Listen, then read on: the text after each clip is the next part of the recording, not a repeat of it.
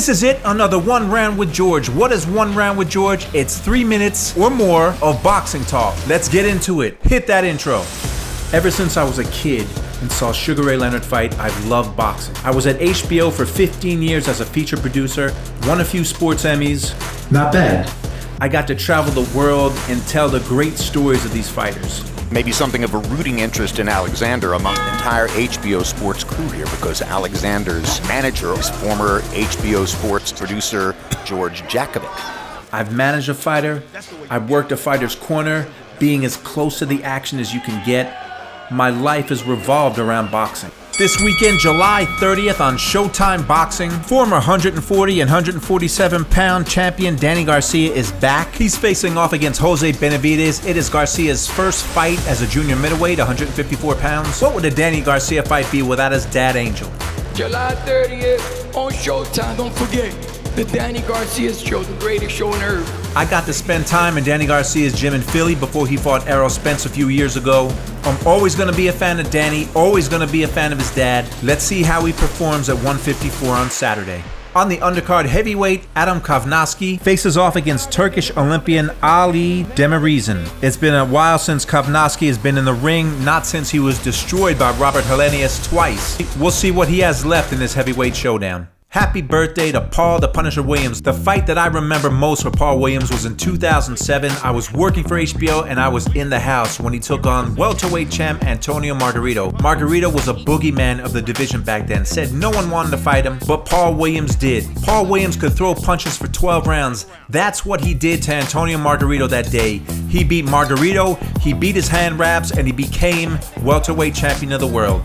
Sadly, 10 years ago, Williams was paralyzed in a motorcycle accident, but he's still out there. He's still representing himself. He's still representing boxing. He's not forgotten. Paul the Punisher Williams. Another recent birthday to one of boxing's good guys. Former fighter and trainer John the Iceman Scully celebrated a birthday. Again, he is one of the good guys of the sport. He does a lot to help fighters that are in need. And just last week, he had a big gathering up at Muhammad Ali's old training camp in Deer Lake. There were a lot of former fighters, a lot of fans there. One of the fighters there was Iran the Blade Barkley, who signed a trading card for me. I've got that trading card right here. Thank you, John. Thank you, Iran. And who is Iran Barkley, you say? He's a former 3-division champion. He's the only man to beat Thomas Hearns twice. One of my favorite memories of Iran Barkley, it was after Roy Jones fought David Telesco over 20 years ago at Radio City Music Hall. It was the after-fight party. There were a lot of celebrities there, a lot of actors there. Samuel L. Jackson was there. Salt and Pepper were there. By the way, I danced about 5 feet away from Pepper. So you had all these celebrities there. For me as a boxing fan, when Iran Barkley walked into the building, it was big and I was excited. Let me reminisce a little bit about that Roy Jones fight at Radio City Music Hall. I was a stage manager for that fight. I was right behind that curtain that you see on the screen right now. Roy Jones was led into the ring by Method Man and Redman. It was a packed house. It was exciting. When Method Man and Redman were rehearsing the song they were going to bring Roy Jones into the ring to, some people at HBO didn't like hip-hop. Mysteriously, when we went on air, we couldn't find Method Man's mic or Redman's mic. Nobody in the arena could hear them because they had no mics.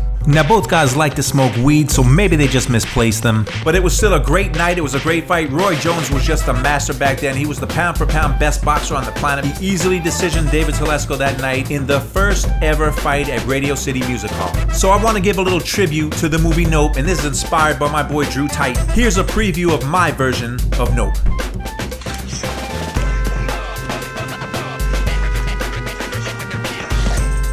Nope. Nope. Nope. That's the bell. I'm out of here. One Round with George is done. I will be back soon. That exhilarating one round with me is over. Now you can go to my YouTube page. You can like the content, you can subscribe to the page, and there is more coming soon.